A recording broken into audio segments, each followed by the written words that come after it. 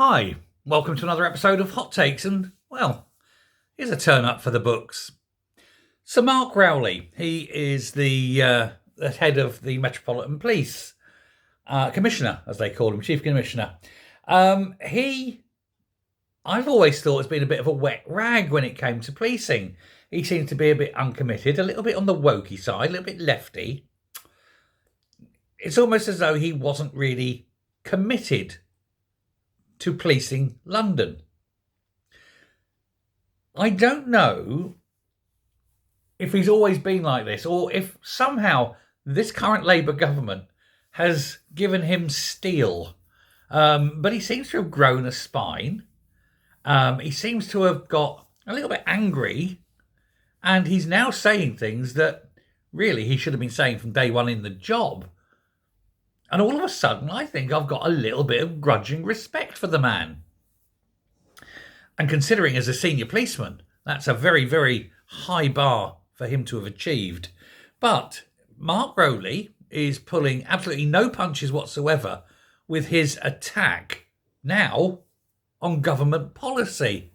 This is with regards to, well, generally in policing in general, but in things like early release of prisoners, lack of funding, and all sorts of things. We're just going to go through a couple of points here. But he was doing the media rounds. You know, they go and meet somebody in a radio station, talk to the print press and so forth, doing that sort of thing. And he has been absolutely slamming the proposals to, say, the sentencing and the proposals to release early some often very dangerous criminals. And he has revealed that Shabina Mahmood's what he describes as hurried review has had no impact assessment been done, and nobody has inquired as to how the police, MI5, MI6, feel about what they're proposing to do, or to see, as I say, the impact that this will have on policing in general and national security issues as well. Nobody's thought about these things. They've just done it because they're desperate to free up places in jail so they can lock up dissenters like me. Now, he was on the Today programme on BBC Radio 4. He was on there this morning, and he was chatting away, being interviewed and talking about it.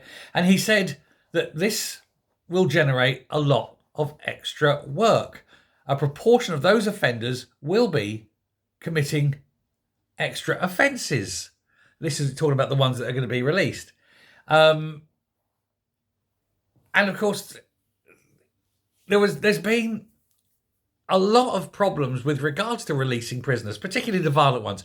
I can get behind the non-violent ones, provided they're tagged and they have geolocated tags. Are not allowed to go out the house within certain times, so that you put a curfew on them and they can't go out of certain geographical areas, that sort of thing.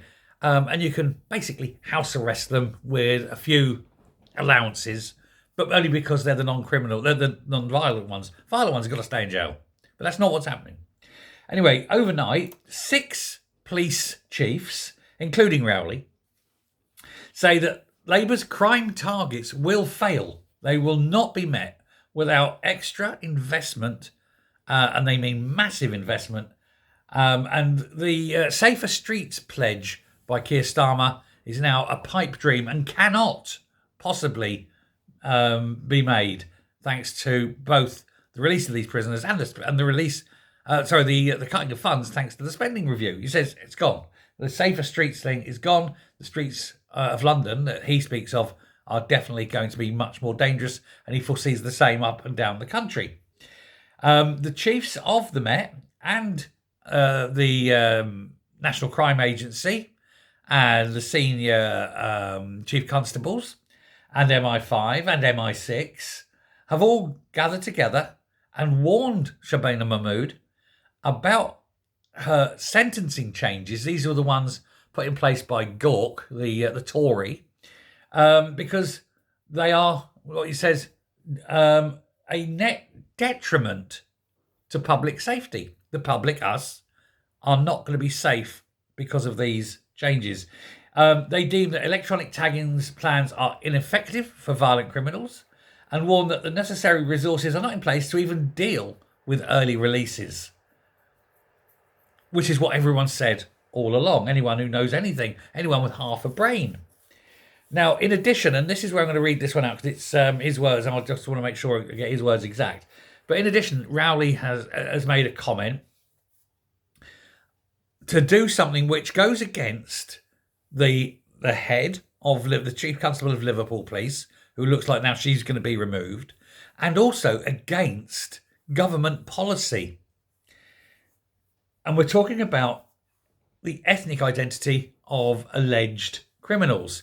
He's all for this being released immediately, simply because it then doesn't create a void into which speculation will fall. He says the riots after Southport were a direct result. Now, this is the head of the Met saying that they were a direct result of the news vacuum created by the Labour Party, by the government.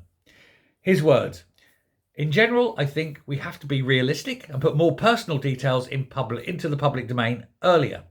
It creates all sorts of practical problems, but we are such an age of citizen journalism. People have screenshots, phones, pictures. Some content will be all over social media immediately. People will be making guesses and inferences, and there will be much speculation. I think in that world, putting more facts out is the only way to deal with this. If those facts generate some emboldened racists on some cases, then we need to confront those individuals. He says, but I think that trying to avoid truth when half the truth in the public domain is going to be very, very difficult going forward. It seems the tide is turning. It seems that even now, those at the pointy end of policing are seeing that what the government are doing is disastrous, and that the government's plan to withhold identity of those who perpetrate the crime if they're not white. We see through it anyway, Coulter's law. So, but that creates that speculative bubble into which all things fall. If you tell the truth, it's out, because it doesn't matter when you tell the truth remains truth. It will come out eventually. Better to do it quickly and just end the speculation, end any kind of information void, and then make sure that from that point, people don't go out and do and say the stupid things. Let's not have a repeat. Of course, what will be great on that, though, is people will see exactly who are committing what crimes. And we know the ratio, so we can see straight away and go, well, because of that, we know. But the thing is, that's what the government are afraid of. The truth is, we know now. It's nothing that we're going to be surprised about. So yes, Mark Rowley, finally, I agree with something he's done. Where did that come from? Where did he grow a spine? Who knows? Let me know what your thoughts are. Thanks very much. Bye.